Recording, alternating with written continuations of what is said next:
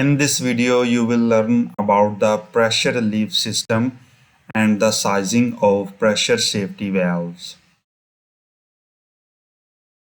A pressure relief system is a safety mechanism used to prevent excessive pressure from building up in a system, such as a pipeline, tank, or boiler. The key purposes of a relief systems are to safely release the excess pressure, to avoid damage or failure, and to prevent the catastrophic release from a process equipments. Mainly, relief systems are divided into two categories: reclosing relief valves and the non-reclosing relief valves.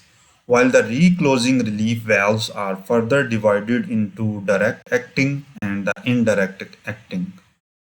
And the direct acting are divided into conventional spring operated valves and the balanced bellow spring loaded valves, while the indirect acting is further categorized into pilot operated with backflow protection and without backflow protection, while non-reclosing relief valves are divided into reverse acting and the forward acting in the form of rupture discs. Following are the key steps to be performed during design of any relief system. First, you have to locate the relief point where the PSV or the PRV will be installed. Second, to develop the scenarios in the form of fire, hydraulic, or the thermal expansion. Third, to choose the type of valve, whether it is relief valve or the flare system. Fourth, to perform basic calculations like relief rate, limit temperature, and the heat inputs. And finally, use sizing the orifice and calculate the back pressure. Relief scenarios in the design phase are considered in the form of fire, utility failure, equipment malfunction, liquid overfill, purging or the clean out case, control valve failure, hydraulic surge in the system, heat exchanger tube rupture case, chemical reaction, or the thermal expansion case. While designing the PSV, you need to consider these parameters for the sizing of inlet line of any PSV.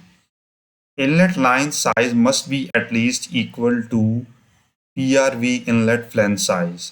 For multiple PRV valves, cross-sectional area of manifold line equal to sum of all inlets.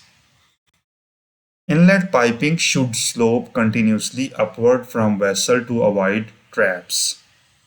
And the delta P of inlet line should be less than 3% of set pressure at safety valve rated capacity. Line must drain freely back to source of fluid without any bends and the traps in route. And the piping should be heat raised if freezing or clotting of viscous liquids could occur. A continual clean purge should be provided if solids deposition could occur. And the car seal valves should have the stem horizontal or vertical downward to avoid the human exposure during the leakages or the PSV operation.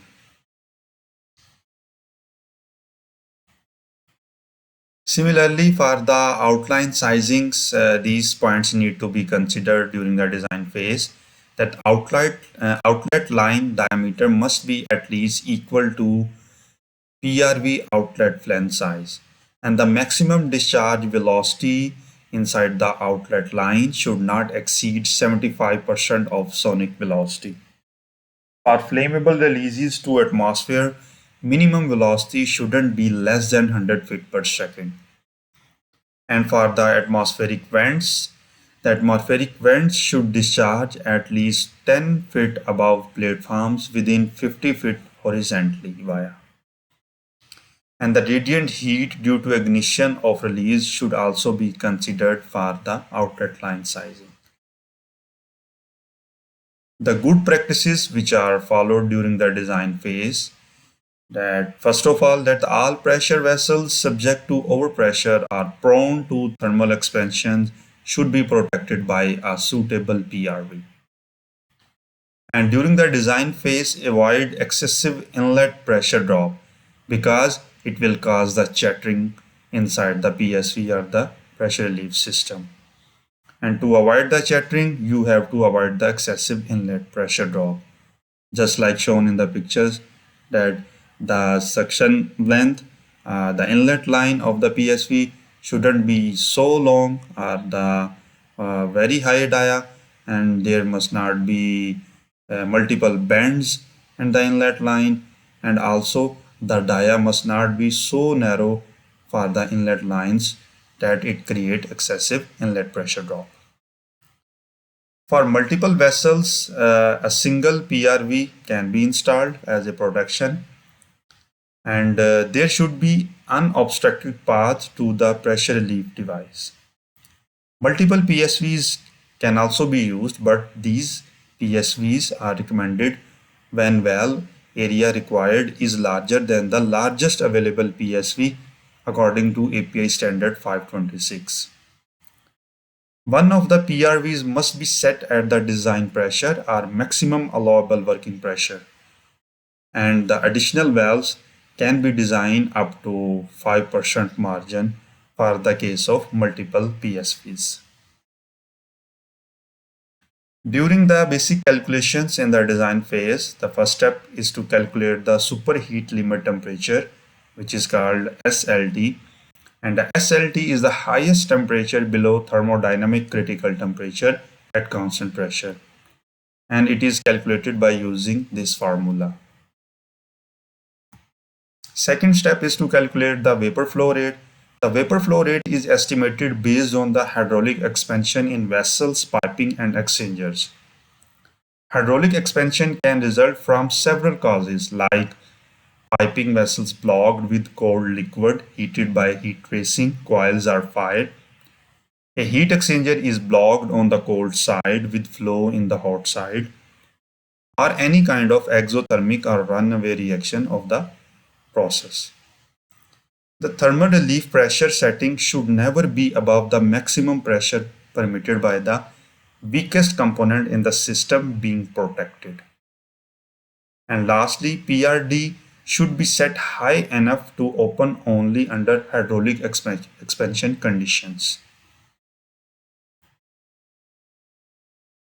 In step 2, in continuation of the step 2, when we calculate the vapor flow rate, we sometimes consider the exchange's mechanical failure scenario based on our field conditions.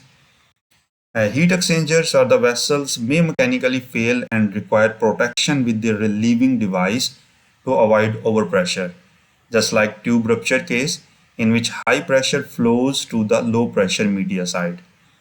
If the corrected hydro test pressure of the low pressure side, both upstream and downstream system, is equal or higher than the designed pressure of the high pressure side, then a PSV is not required for the tube ruptures. And it can be, you can get understanding by the given example below. According to ASME Section 8 Division 1, the corrected hydrotest pressure of an equipment is calculated by 1.3 multiplied by maximum allowable working pressure and the correction factor according to the aging. For the example, if tube side design pressure is 50 bar gauge and the shell side is 42 bar gauge, the corrected hydrotest pressure of the shell side will be 51.87 bar gauge, and that is higher than the tube side design pressure. So PSV is not required in this case. The tube rupture scenario can be mitigated by increasing the design pressure of the low pressure heat exchanger side, including upstream and the downstream systems, or ensuring that an open flow path can pass the tube rupture flow without exceeding the stipulated pressure or providing pressure relief. Vapor flow rate is calculated by these equations. The left one equation is used for the pipelines, and the right equation is used for the vessels or the heat exchangers. Heat absorption is calculated in the third step. Heat absorption on the leaf location is primarily caused by external fire as per below scenarios. For the fire case scenario, fire exposure causes overpressure due to vapor generation, and it also weakens the material strength. There are mainly three fire case scenarios: open pool fire, which results from an ignited liquid spill, and second is a jet fire result from an ignited pressurized leak, and the confined fires are those that occur inside a structure or a confined embankment, thereby causing the higher heat fluxes than open pool fires in some cases. Heat intensities of the jet fire are very high in comparison to confined pool fire and the open pool fire. The heat absorption calculation for the pool fire case is calculated using this equation. Similarly, for the confined pool fire, the heat absorption is calculated by using that equation. But for the jet fire, no equation is available. Interesting. But the PRD basically becomes ineffective for the failure caused by the localized overheating due to high heat intensities. And the protection in this case for the jet fire exposure is typically addressed through the other means, like we provide the external insulations or the isolation of the leaks for the additional protections of the walls of the pressurized vessels. According to API 526, as per API 526, the size of pressure safety valves are designated by their alphabetical designations from D to T, and a list of permissible sizes of the PSVs are mentioned in the right table.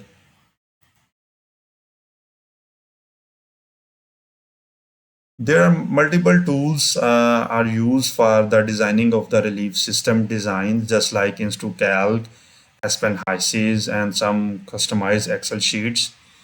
But the standards behind all these calculations are API 521, which provides the guidelines for installation methods. 521 cover fire case scenarios. 526 cover the orifice size for the PSVs, and 537 cover the flare systems design.